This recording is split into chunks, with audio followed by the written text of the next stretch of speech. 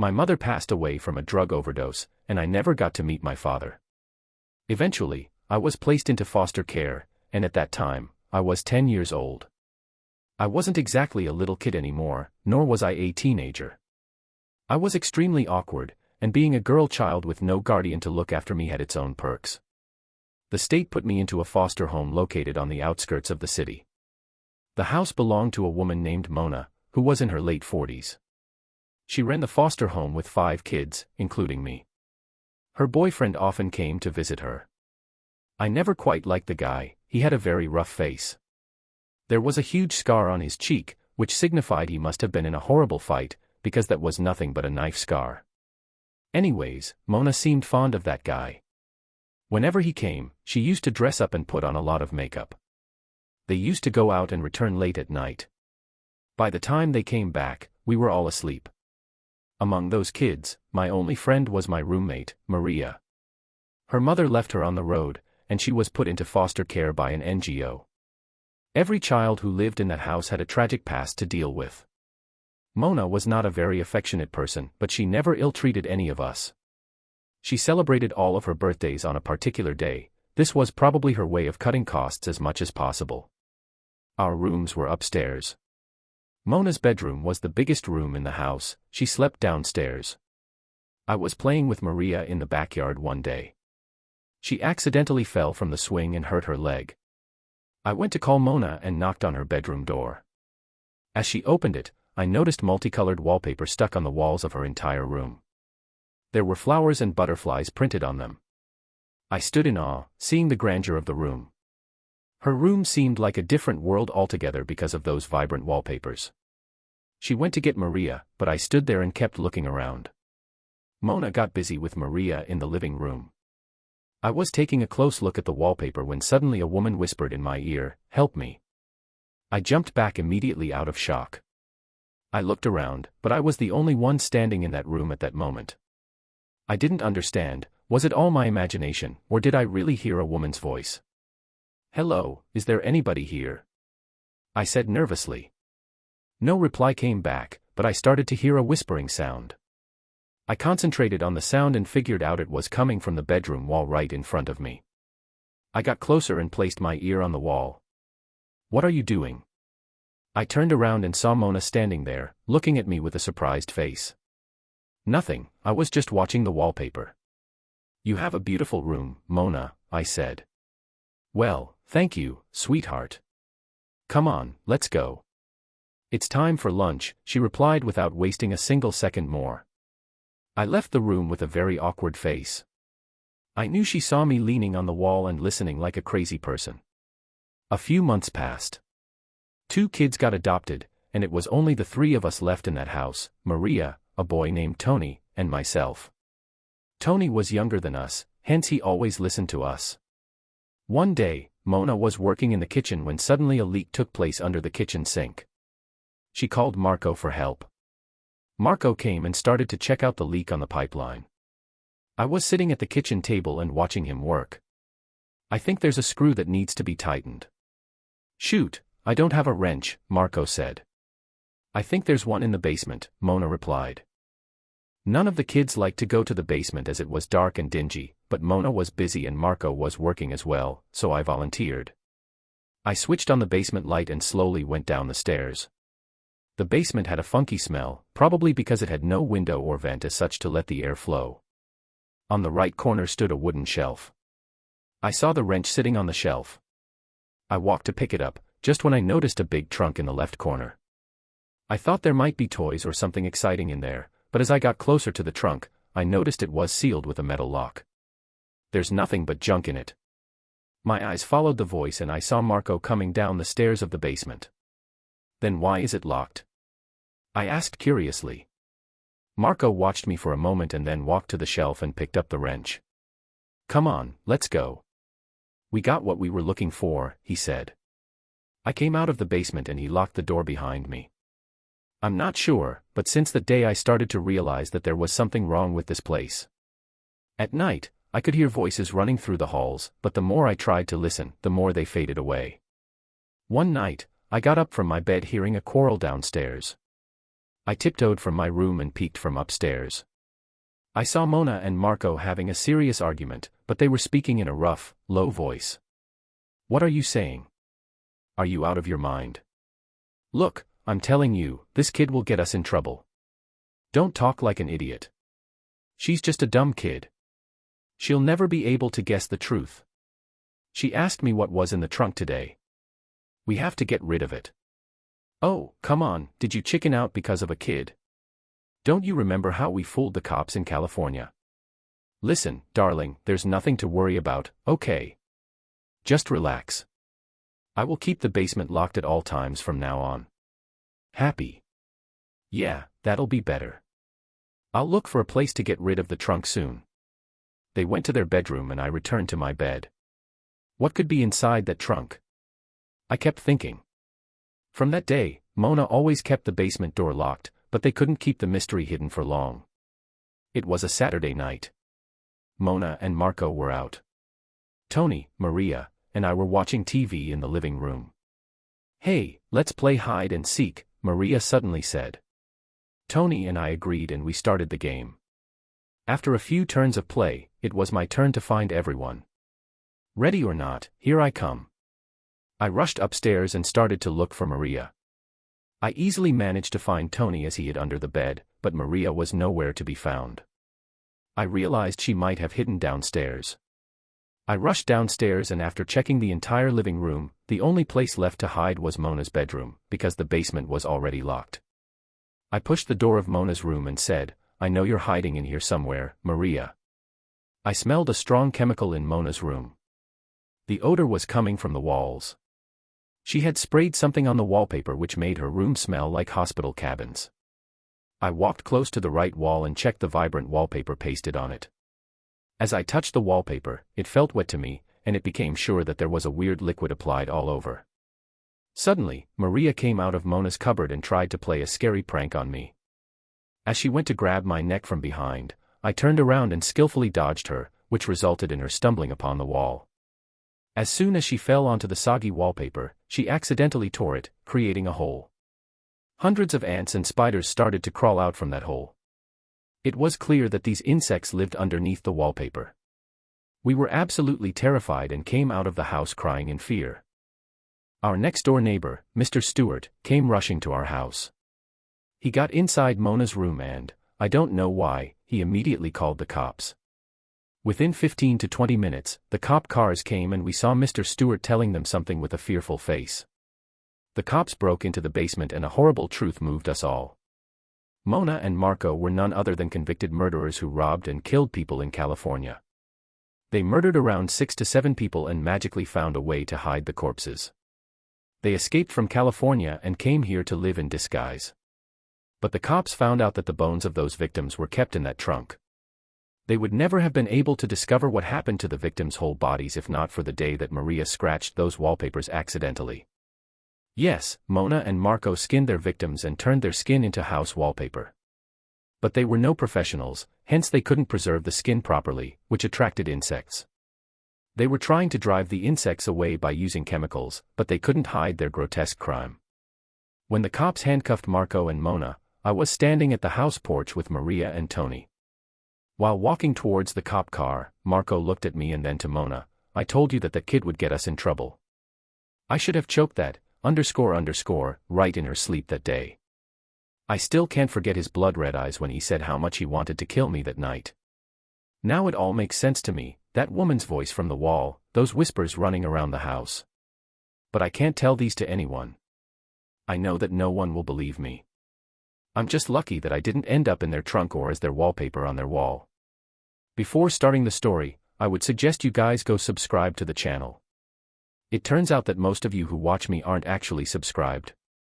So if you like the content and want to support the channel, go ahead and subscribe and hit the bell. It's free and you can always change your mind later. I am a foster mom.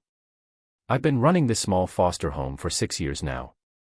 I grew up as an orphan, hence I feel bad for every kid who is left to live without parental care. A friend of mine runs an NGO that helps these foster kids get adopted into a loving, caring family at times. My name is Michelle, and this is a story of a new kid whom I just took under foster care. It was a Tuesday morning. I was making breakfast for my other kid, a 9-year-old girl who was also under my shelter. I was busy making pancakes when Jenny said from the other room, "Mommy, your phone is ringing. Someone's calling you." I realized I had left my mobile in a hurry in the bedroom, so I ran to get it. I was late, hence the call got disconnected before I could pick up.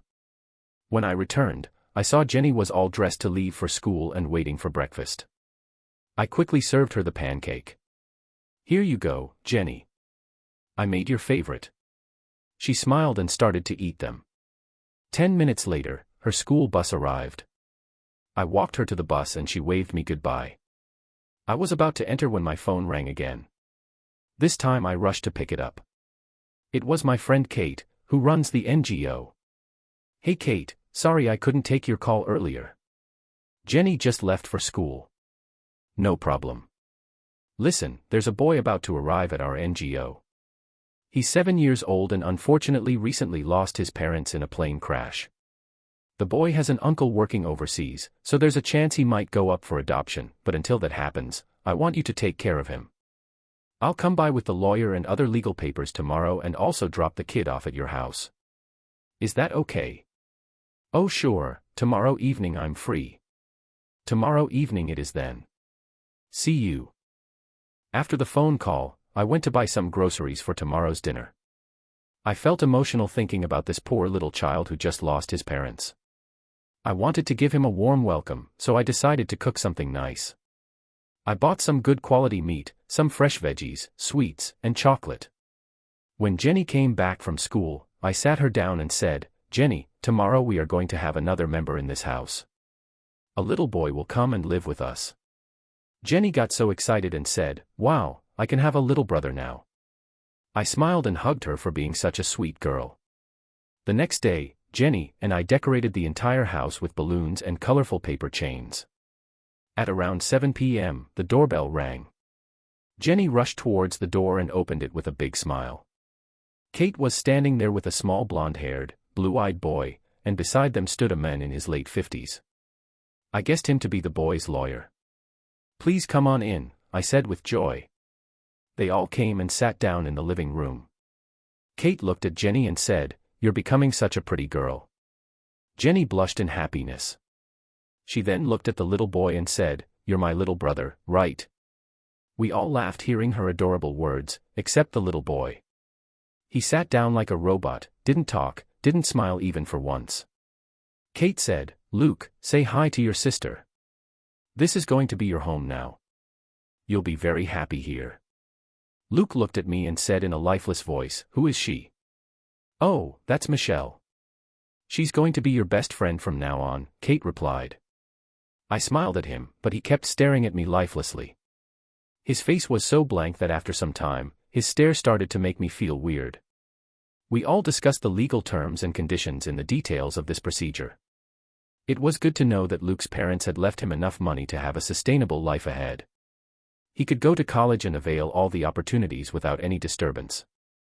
When Kate was leaving, she bid Luke goodbye. Luke didn't go to hug her once. He stood there some time while Kate got into the car and then went back to the couch in the living room.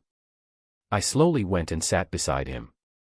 I knew how much trauma this kid had gone through, so I said in a soft voice, "Luke, do you want to get some ice cream?" He kept his head down and didn't answer. Jenny said, "Maybe he's tired, Mommy." I smiled and said, "I guess you're right. You keep watching Luke, I'll go make your bed." I heard Luke asking her, "Is she your real mom?" Jenny smiled and said, "No, but I like calling her my mommy.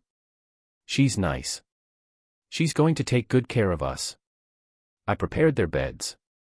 I arranged a bunk bed for both of them. Jenny slept on the upper bunk and I tucked in Luke in the lower bunk. I kissed them goodnight and Luke turned to the other side of the wall. I went to my room and lay down in the bed. I don't remember the exact time, but I woke up with a strange feeling. With my sleepy eyes, I saw Luke standing right in front of me and breathing heavily. The entire room was in complete darkness. I thought he might be feeling sick, so I turned on the bedside lamp and almost screamed in fear. Luke was standing there looking at me, except his eyeballs were pale white. I don't know how, but his eyes were turned upside down, revealing the pale white part. I spoke in a fumbled voice. Luke, what happened to you? He blinked once. My mom is calling me. She's waiting for me in that blue house. My mom, she keeps calling for me. I picked him up from the ground shouting, Jenny. Jenny. Jenny came running. What happened, Mommy? Call Kate right now. Please, just call her. Jenny called Kate but she didn't answer the call.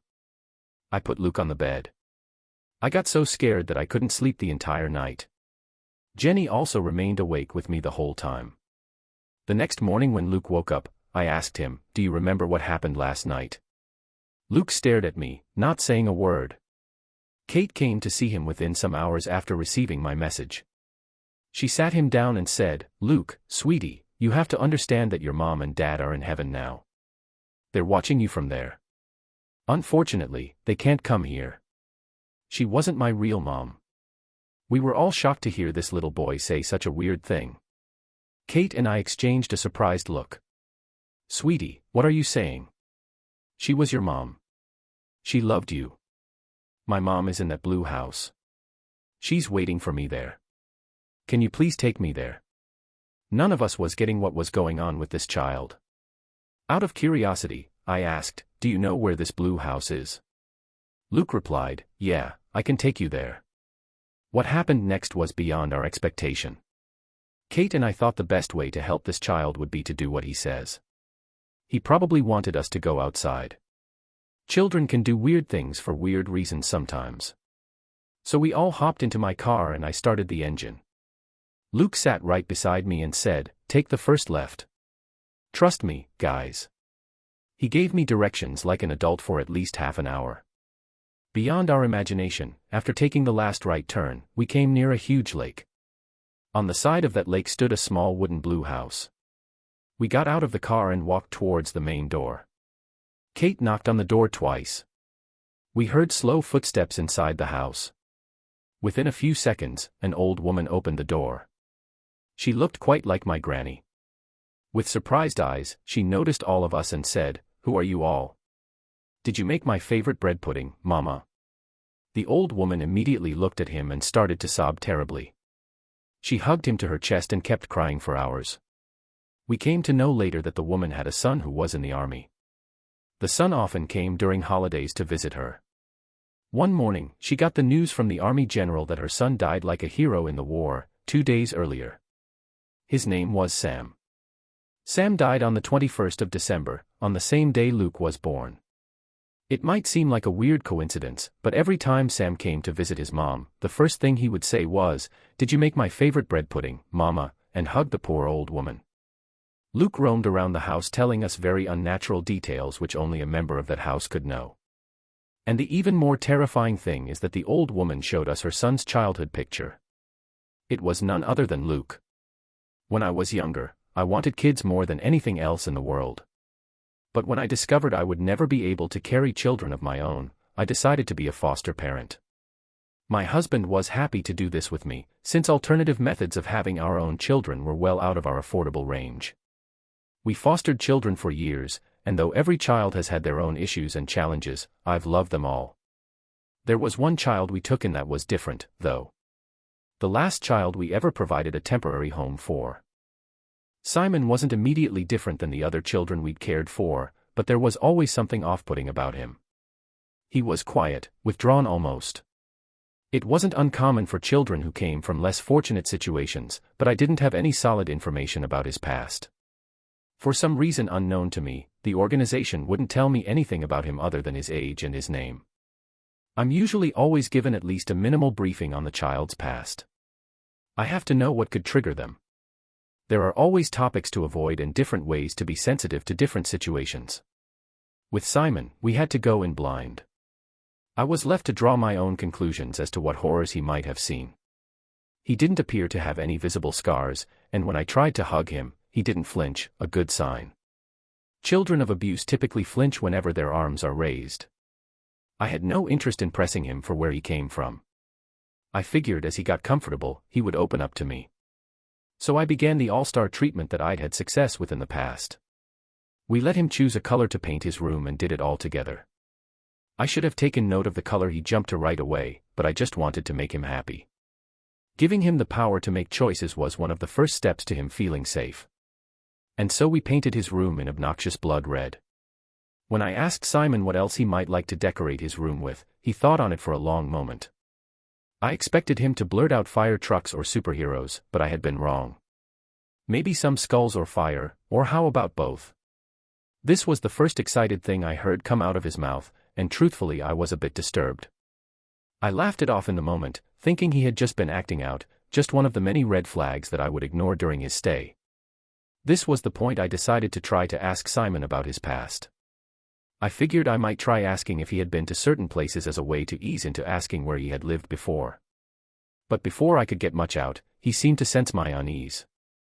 "Are you scared of me, Mommy?" "All of my mommies are scared of me," he smirked.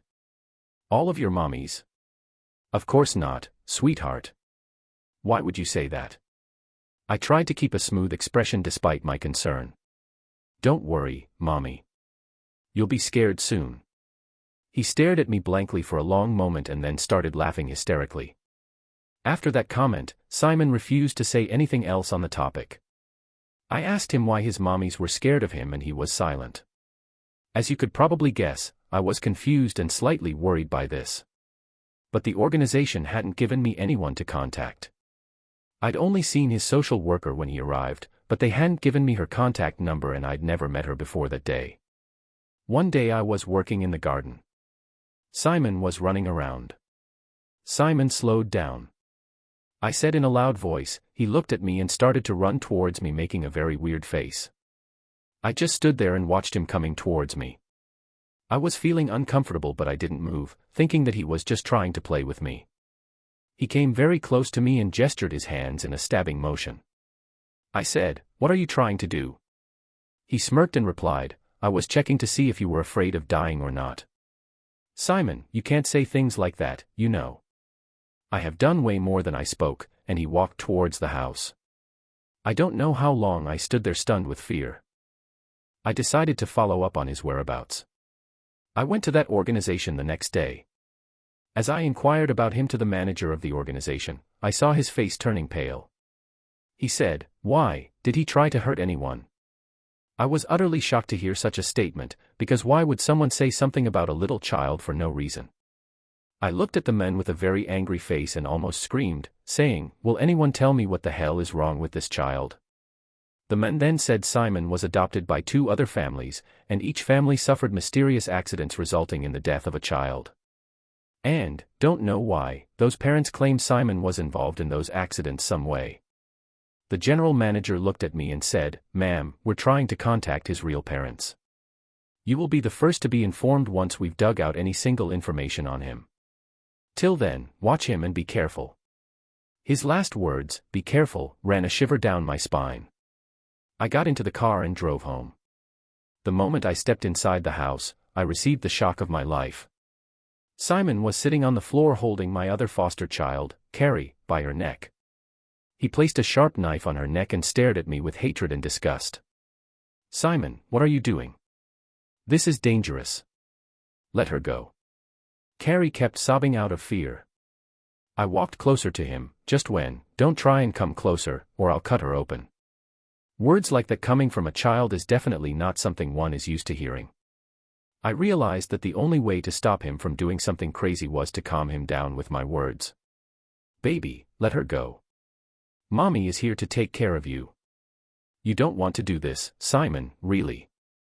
If you wanted to take care of me, then why did you go back to the organization? Carrie told me you went there to find my real parents." "I don't want my real parents. I don't have any real parents. They are all dead." My body was numb in fear. "What are you saying, Simon? What happened to your parents?" "I burned the house down while they slept. I still recall their screams and cherish those memories." Suddenly my eyes went to the glass window and I saw my husband standing there and gesturing me to keep calm. I realized that he probably had called the cops by now. All we had to do was save Carrie from Simon, that way he couldn't hurt her. I started to sob. "Simon, baby, please let her go. We can all be a family. I love you. Daddy loves you." Why are you doing this? Daddy doesn't love me. But I thought you really did. But you broke my trust, and now here's your punishment for that. He lifted the knife, aiming at Carrie's throat.